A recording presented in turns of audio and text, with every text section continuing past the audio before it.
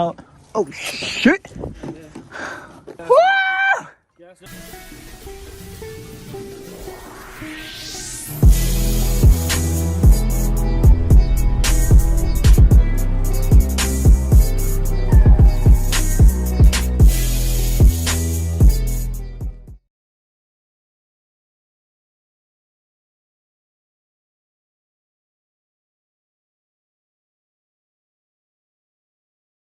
So satisfying.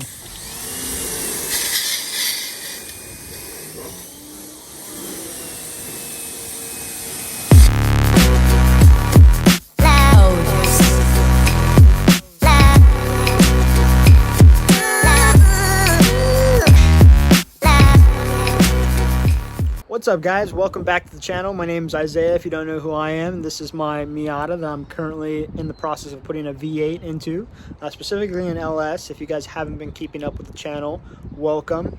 I will be going, through what we're doing to the car, what parts we're using. We're going to be rebuilding the engine here shortly. If you haven't already seen any of my videos, I'd highly suggest going back into my channel and watching the past 5 or 6 parts of this process and what I've been doing in order to get it ready to have a V8 put into it. It's pretty detailed, and I like to go into detail. And if you guys have any questions or comments, please feel free to leave them down in the comment section below. But I'm about to show you guys the car in all of its glory. I haven't worked on it in a while. It's been about a year since I've worked on it. I have been accumulating some parts, but let me show you guys what it looks like at the moment. All right, as you guys can see, thick layer of dust. I just recently sprayed her down the other day, but didn't do the best job. The bay is doing okay.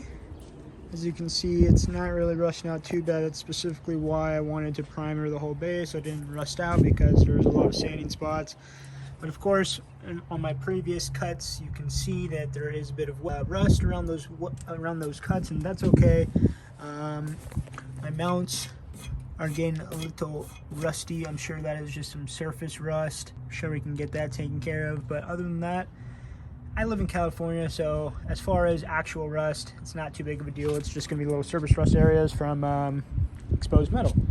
But here's what we have so far. So I haven't updated you guys on this, but as you guys can see, as was what I was just playing with, I was playing with the LS engine mounts, and they are already mounted up to my Monster Miata LS subframe. Give you guys a good shot of the LS subframe.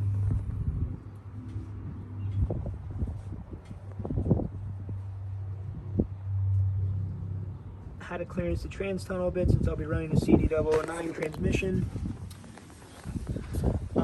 I plan to keep power steering. Might have to, change up the lines a little bit to fit the oil pan, but I'll see when I get the engine back in here. Tons of spider webs. Flat tire from sitting for a year. Dirty. Surprisingly, not a ton of spider webs in here, besides for that corner, but we will address that. But as you guys can see, just a bunch of parts in here for the moment being. Last we left off, I did go ahead and dry ice the whole interior and got the OEM sound deadening out of the car to prepare for the cage that Rome from Imagine Garage is going to be doing for this car. So big shout out to my buddies Zach and Mitch and everybody that helped that one weekend. We just threw in some dry ice. It was a pretty fun process, and I'm glad we got to learn it, but that was a little bit ago. Haven't really been touching the interior too much. What I have been doing is I have been accumulating some parts. As I mentioned to you guys, I will put up some pictures on the screen, but I got a ton of parts. I did pick up an L33 5.3 out of an 07 Silverado, so it has 799 head, a bit better compression over the normal iron block 5.3s that you typically find in trucks and things of that nature. So picked up the engine for about $1,000. Gonna strip it down, rebuild it with a bunch of Texas Speed performance parts, as well as some GM OEM parts, right? Milling oil pump, masked oil pan, things like that. I've already ordered all that stuff, so all that stuff is on its way. I'm going to be focusing on putting the engine together first. Me and my buddy Ethan, which you guys have seen plenty of times in the videos. Ethan is going to be helping me put the engine together. I know LSs are are, from what I've heard, are pretty easy to put together. However, I've personally never put together an engine. I would feel much more comfortable if one of my very smart buddies were there helping me. Good news, Ethan has built a ton of engines, and I am super hyped for him to be helping me out with this. Side note, another thing that I did end up buying, since I'm right here, I ended up buying some new door bushings. So as you can see, mine are wearing out a little bit.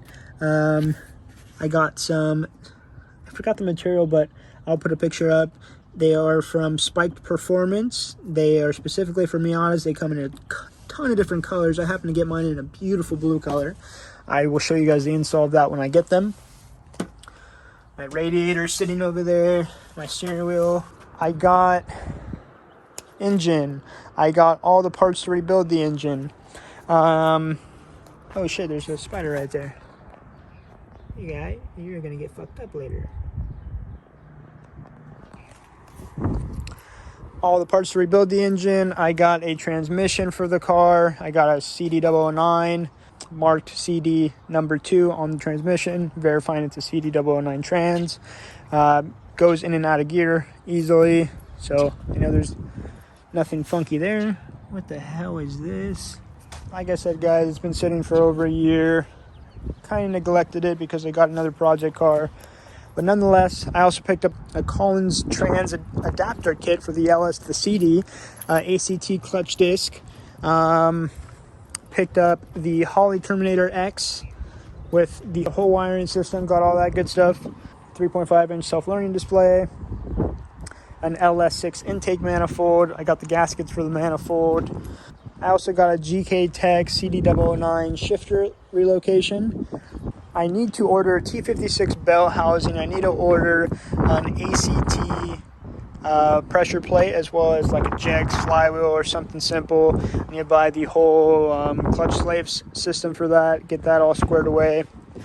Off camera, last thing I did on this car was can't really see it too much, I did underline all the underneath side. So I did coat it, and also cleaned up my suspension. I rebuilt the rack, put new tie rod ends, tie rod boots, and just freshened it up. I attempted to depower the steering rack, didn't work, so I just cleaned it up and put it all back together, lubed it up so it was nice and greased. But that's pretty much it as far as what I can think of. The reason why I'm here at the moment is because the E85 has been sitting in this car for almost 2 years now. Almost 2 years. It's not good. I'm gonna clean all this stuff out, pop the rear parcel shelf off, get down into the gas tank, and jimmy rig some setup with a long tube going into a gas can so we can get all of this old gas out. So let me work on getting all this stuff out, and I'll get back to you guys. All right, boys, I haven't filmed much, but disconnected the fuel pump, disconnected the quick connect lines. One's sitting back there and one's sitting under here. Disconnect this bracket. All of the screws are out. They're Phillips. There's about 8 of them or so. Take those off. Woo! Smells like E85, baby. Shit. Alright, let me put you guys down. Let me get this out of the way and start siphoning out this gas.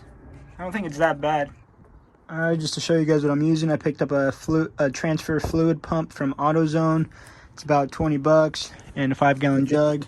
As you guys can see, it's a little hard to do, but as I pump it, it goes out. Oh shit! Yeah. You fucking gas. All right, now that my buddies aren't here, I figured out the way I had to do this by myself. Tape that in there so it doesn't fall out, and then tape that up there so it's towards the bottom, and just pump. As you can see though, this transfer pump isn't built for E85. This is my second pass going around. Most of it's getting into the fuel jug though. Here we go. Everything is put back together. Everything. All the fuel's out of the tank. Filled up 2 5-gallon jugs with the fluid transfer pump. And we're good to go for the night. We're gonna clean up and get out of here.